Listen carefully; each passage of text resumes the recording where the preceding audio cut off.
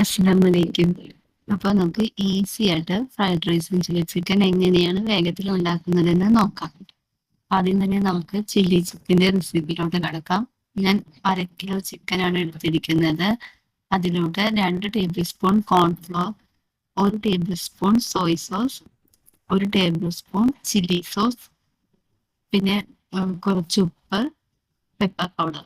ഇത്രയായിട്ട് നന്നായിട്ടൊന്ന് മിക്സ് ചെയ്ത് വെക്കണം. ഇത് ഒരു മിനിമം ഒരു അരമണിക്കൂറെങ്കിലും മാരിനേറ്റ് ചെയ്ത് വെക്കണം. ഇനി നമുക്ക് ജിഞ്ചർ ഗാർലിക്, ഒണിയൻ, ക്യാപ്സിക്കം ഇത്രയും കട്ട് ചെയ്തെടുക്കണം. ക്യാപ്സിക്കം പകുതി മതി, ബാക്കി പകുതി ഫ്രൈഡ് റൈസിന് എടുക്കാം. സവാള ക്യൂബായിട്ട് വേണം കട്ട് ചെയ്യാൻ. പിന്നെ സ്പ്രിംഗ് ഓണിയനാണ് വേണ്ടത്. Green and white part separate ചെയ്ത് വേണം എടുക്കാൻ. പിന്നെ 2 പച്ചമുളക് കുഞ്ഞായിട്ട് അരിഞ്ഞെടുക്കാം.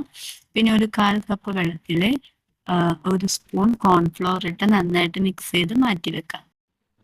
ഇനി നമുക്ക് ചിക്കൻ ഓരോ ബാച്ചസ് ആയിട്ട് ഡീപ് ഫ്രൈ ചെയ്തെടുക്കണം. അപ്പോൾ ചിക്കൻ ഒരുവിധം വേകുന്നത് വരെ അത് ഫ്രൈ ചെയ്യണം. കുറച്ച് നേരം സിമ്മിലിട്ട് ചിക്കൻ നന്നായിട്ട് വെന്ത ശേഷം മാത്രം എടുക്കാം. ചിക്കൻ എല്ലാം ഓരോ ബാച്ചസ് ആയിട്ട് പൊരിച്ച് മാറ്റിയ ശേഷം നമുക്ക് അതേ പാനിൽ തന്നെ വെജിറ്റബിൾ സോട്ട് ചെയ്യാം. ആദ്യം ജിഞ്ചർ ഗാർലിക് സോട്ട് ചെയ്യുക. വെജിറ്റബിളൊക്കെ സോട്ട് ചെയ്യുമ്പോൾ നല്ല ഹൈ ഫ്ലെയിമിൽ വെച്ചിട്ട് വേണം ചെയ്യാൻ. അതിനുശേഷം പച്ചമുളക് ഇട്ട് കൊടുക്കുക. ഇതെല്ലാം നന്നായിട്ട് ഹൈ ഫ്ലെയിമിൽ വെച്ച് സോട്ട് ചെയ്തെടുക്കുക. പിന്നീട്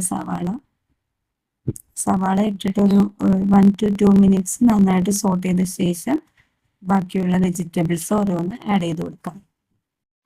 സ്പ്രിംഗ് ഓണിയൻ്റെ വൈറ്റ് പാർട്ട് കൂടി ആഡ് ചെയ്ത് കൊടുക്കാം. എന്നിട്ട് ക്യാപ്സിക്കം കൂടി ആഡ് ചെയ്തിട്ട് നന്നായിട്ടൊന്ന് എല്ലാം കൂടി സോട്ട് ചെയ്ത് കൊടുക്കാം. ഇനി നമുക്ക് 1 സ്പൂൺ സോയ് സോസ് ഒഴിച്ച് കൊടുക്കാം.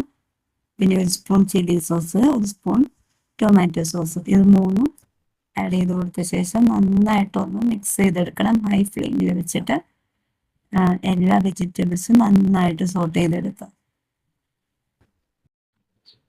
ഒരു 1-2 മിനിറ്റ് കണ്ടിന്യൂസ് ഹൈ ഫ്ലെയിമിൽ വെച്ച് സോട്ട് ചെയ്ത് കൊടുത്ത ശേഷം നമുക്ക് ചിക്കൻ ആഡ് ചെയ്ത് കൊടുക്കാം. ചിക്കൻ ഇട്ടിട്ട് ഒന്നുകൂടി എല്ലാം കൂടി മിക്സ് ചെയ്ത് കൊടുക്കുക.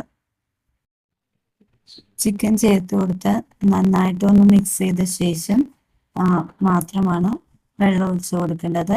അപ്പോൾ വെള്ളം ഒഴിക്കുമ്പോൾ നമുക്ക് ഗ്രേവി എത്ര വേണം അതിനനുസരിച്ച് ആഡ് ചെയ്ത് കൊടുക്കുക. ഗ്രേവി വേണമെന്നുണ്ടെങ്കിൽ കുറച്ച് ചാറ് പോലെ വേണമെന്നുണ്ടെങ്കിൽ കുറച്ച് കൂടുതൽ ഒഴിക്കാം. ഡ്രൈ ആയിട്ടാണെങ്കിൽ കുറച്ച് വെള്ളം ഒഴിച്ചൊന്ന് മിക്സ് ചെയ്തെടുത്താൽ മതി.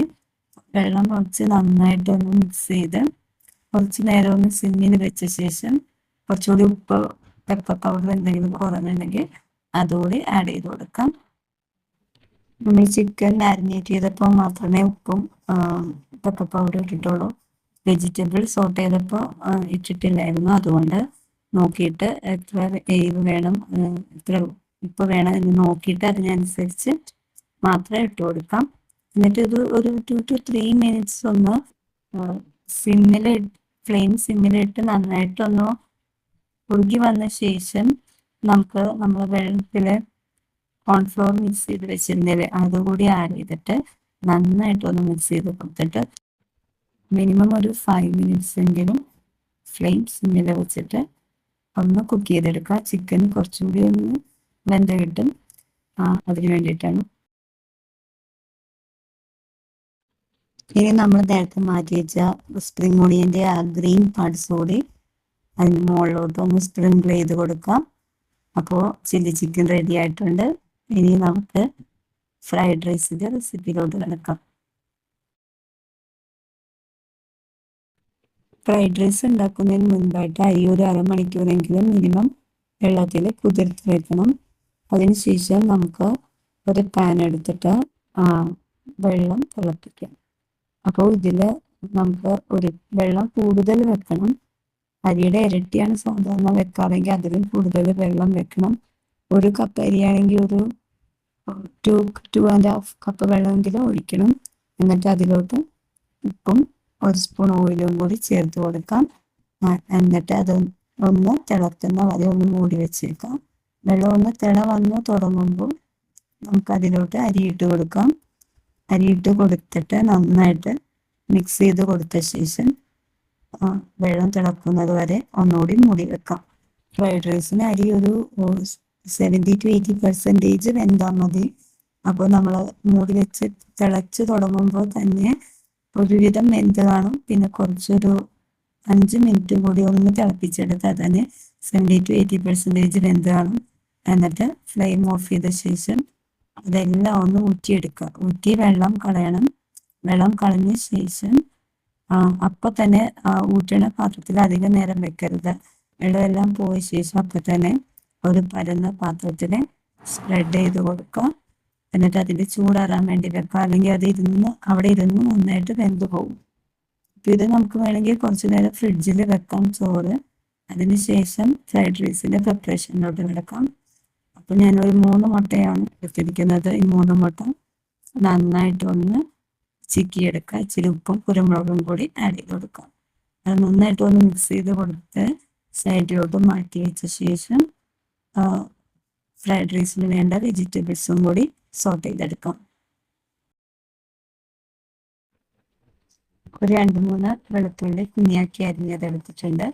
അത് സോട്ട് ചെയ്തെടുക്കുക. അതിനുശേഷം ക്യാരറ്റ്, ക്യാപ്സിക്കം, ബീൻസ് ഇത് 3 കുഞ്ഞാക്കി അരിഞ്ഞതാണ്.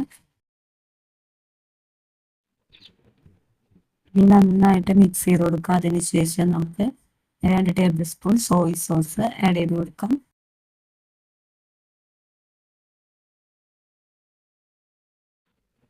ഇത് നന്നായിട്ട് മിക്സ് ചെയ്ത് കൊടുക്കുക.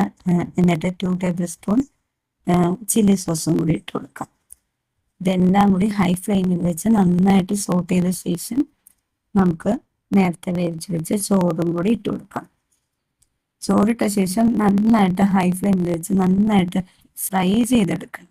ചോറ് ഇപ്പോൾ എനിക്ക് പാനിൽ വളരെയധികം ചോറുണ്ടായി.